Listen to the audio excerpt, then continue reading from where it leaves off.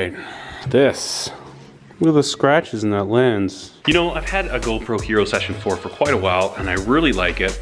I also bought a Session 5 and the video quality for what I need a GoPro for is not worth the time that it takes in post-production. When I shoot something with my GoPro Hero Session 5, man, it takes forever. Like probably 4 to 10 times longer to render. You know, sometimes these videos will take 2 to 3 hours to edit, maybe 4. If you're having to wait for an extra 4 minutes for one clip, some videos I'll use like 50 or 60 clips. That adds up, and I'm noticing a huge backlog when I try to use my GoPro Hero Session 5. The Session 4 does a great job for what I need. Okay, so we're recording right now. You see those little things on the lens there? So I got both cameras here. You see that? It's annoying, it's terrible. Totally frustrating, and that was actually from some welding splatter, and kind of wrecked my lens. I'm disappointed about that, but I never knew this, but GoPro sells just a replacement lens kit. So I picked one of these up on sale for 15 Canadian pesos. That's about, I don't know, 12 bucks American. And check it out, it has everything you need to put a new lens on. New seal, new screws, everything.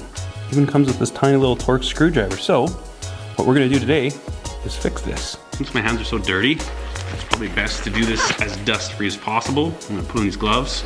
Got my little puffer. Let's get some light. Got our GoPro, our new lens, and all these little screws.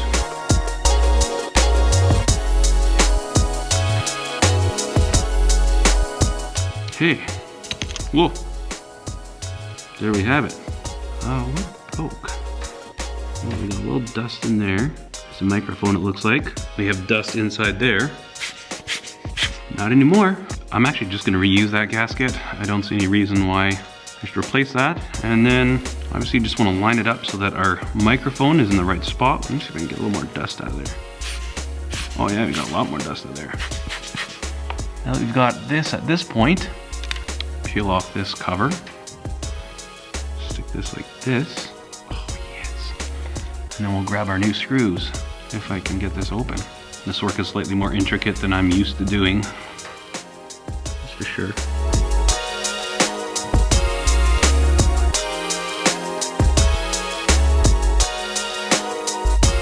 Now what I've done is I've gotten them all started before I actually tighten any of them down.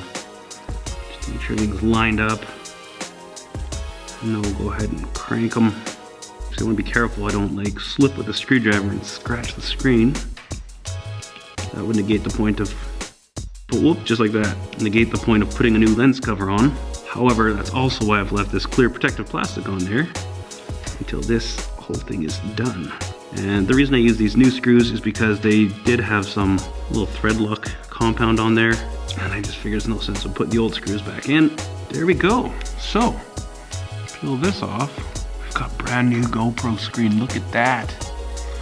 Now let's see if there's a difference. How's this, is this better?